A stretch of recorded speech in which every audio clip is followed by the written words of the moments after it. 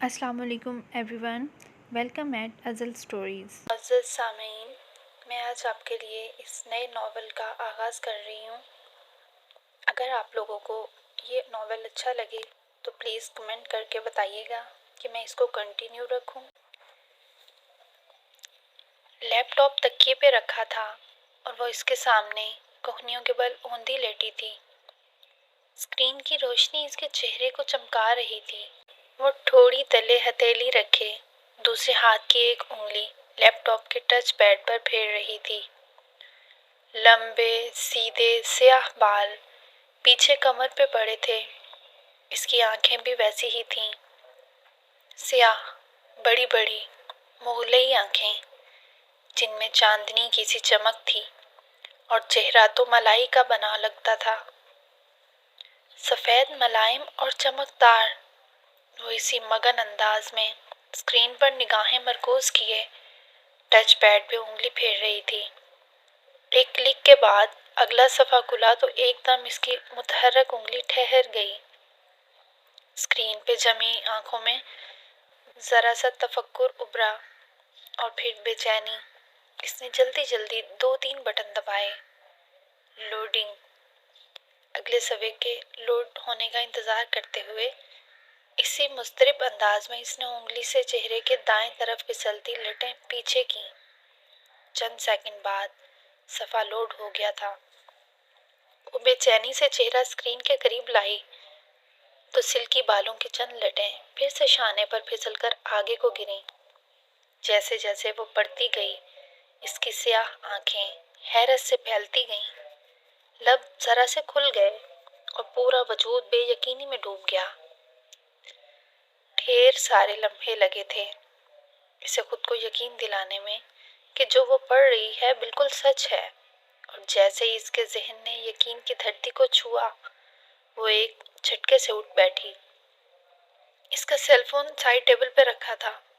اس نے ہاتھ بڑھا کر سیل اٹھایا اور جلدی جلدی کوئی نمبر ملانے لگی۔ رات کی مقدس خاموشی میں بٹنوں کی آواز نے ذرا سا ارتعاش پیدا کیا تھا۔ اس نے فون کان سے لگایا۔ دوسری جانب گھنٹی جا رہی تھی۔ ہیلو زارا۔ شاید رابطہ مل گیا تھا۔ تب بھی وہ دبے دبے جوش سے چہکی، کیسی ہو؟ سو تو نہیں گئی تھی؟ حیا بول رہی ہوں۔ دوسری طرف اس کی دوست کچھ کہہ رہی تھی۔ وہ لمحے بھر کو سننے کے لیے رکی، پھر دھیرے سے ہنسی۔ ساری باتیں چھوڑو زارا، میرے پاس جو بڑی خبر ہے وہ سنو۔ اب وہ عادتاً سیاہ بالوں کے ایک موٹی لٹ انگلی پہ لپیٹے کہہ رہی تھی، اور تم یقین نہیں کرو گی، میں جانتی ہوں۔ ارے نہیں، اور بھائی کی شادی کے متعلق نہیں ہے۔ دوسری جانب زارا نے کچھ کہا تو اس نے فوراً تردید کی، بلکہ یوں کرو، تم گیس کرو کہ میں تمہیں کیا بتانے والی ہوں۔ اس نے ہاتھ سے لیپ ٹاپ پرے کیا اور تکیہ نکال کر بیک گراؤنڈ کے ساتھ سیدھا لگا دیا، پھر اس سے ٹیک لگا کر پاؤں سیدھے کر لیے۔ ساتھ ساتھ وہ نفی میں سر ہلاتی زارا کے کہے اندازوں کی تردید بھی کرتی جا رہی تھی۔ نہیں، بالکل نہیں، ایسا تو ہے ہی نہیں۔ ارے میری شادی وغیرہ نہیں ہو رہی۔ جی نہیں، ارم کی بھی نہیں ہو رہی۔ سیریسلی زارا، تمہاری سوچ بس یہیں تک ہے، اب کان کھول کر سنو۔ تمہیں وہ رسمس موینڈس ایکسچینج پروگرام یاد ہے جس کے لیے ہم نے اپلائی کیا تھا؟ کین یو بلیو زارا، مجھے یورپی یونین نے اسکالرشپ کے لیے سلیکٹ کر لیا ہے۔ دوسری جانب زارا اتنی زور سے چیخی کہ موبائل کا اسپیکر آف ہونے کے باوجود اس کی چیخ سارے کمرے میں سنائی دی۔ بالکل سچ کہہ رہی ہوں زارا، ابھی 15 منٹ پہلے مجھے یونیورسٹی کی طرف سے میل ملی ہے۔ اس نے ساتھ ہی ایک ہاتھ سے پڑے لیپ ٹاپ کا رخ اپنی جانب موڑا اور سر آگے کر کے غور سے دوبارہ دیکھا۔ ہاں، 15 منٹ پہلے ٹھیک 9:30 بجے سلیکشن کی میل آئی ہے۔ تم بھی فوراً چیک کرو، تم نے بھی اپلائی کیا تھا، تمہیں بھی میل آئی ہوگی۔ وہ فون ایک ہاتھ سے پکڑے دوسرے سے بٹن دبا کر لیپ ٹاپ آف کرنے لگی۔ نہیں، اسپین کی ڈیوسٹو نے نہیں، بلکہ ترکی کی سپانجی یونیورسٹی نے ہمیں سلیکٹ کیا ہے، اور اب ہم ایک سیمسٹر پڑھنے 5 ماہ کے لیے استنبول جا رہے ہیں۔ لیپ ٹاپ کی اسکرین اندھیرا ہوئی تو اس نے اسے ہاتھ سے دبا کر بند کیا، پھر تار نکال کر سائڈ ٹیبل پر رکھ دیا۔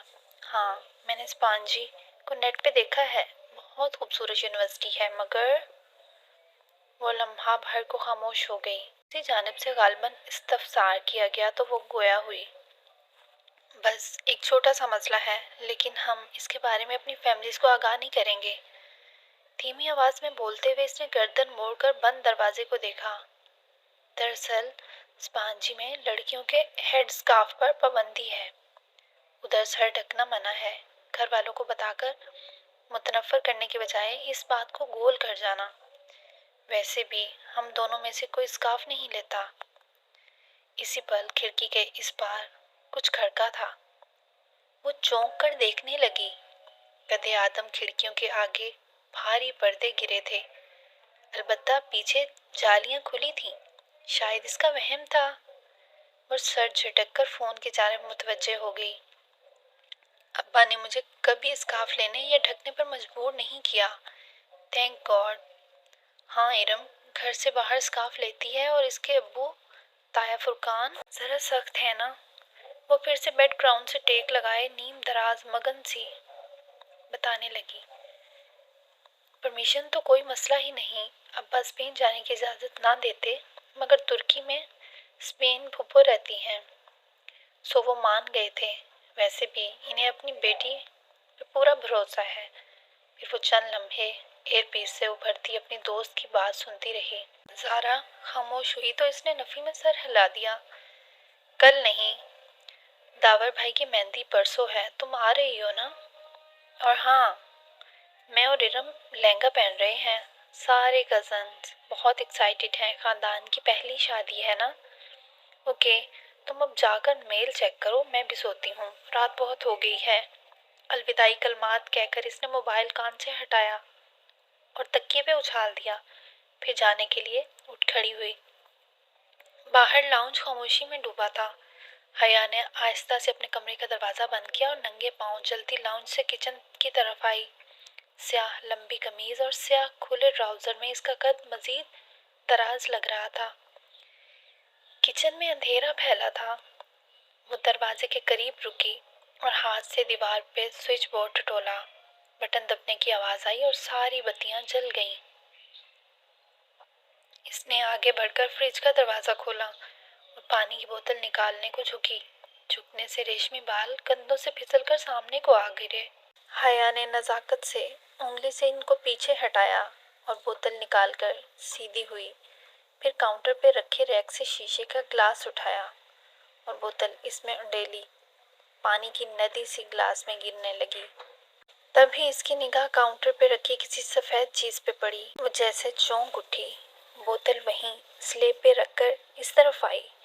وہ سفید ادھ کھلے گلابوں کا بکے تھا، جس میں کہیں کہیں سبز پتے جھلک رہے تھے، ساتھ ہی ایک بند سفید لفافہ رکھا تھا۔ حیا نے گلدستہ اٹھایا اور چہرے کے قریب لا کر آنکھیں موندے سونگا۔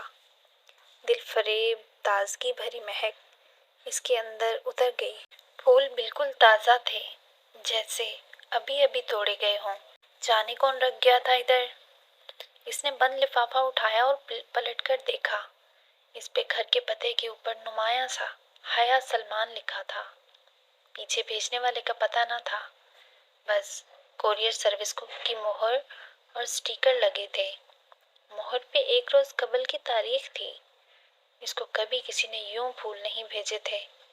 کیا معاملہ تھا یہ بھلا؟ الجھتے ہوئے حیا نے لفافہ چاک کیا۔ اندر ایک موٹا کاغذ تھا۔ اس نے 2 انگلیاں لفافے میں ڈال کر کاغذ پکڑا اور باہر نکالا۔ سفید کاغذ بالکل صاف تھا، نہ لکیر نہ کوئی ڈیزائن، بس اس کے وسط میں انگریزی میں 3 لفظ لکھے تھے۔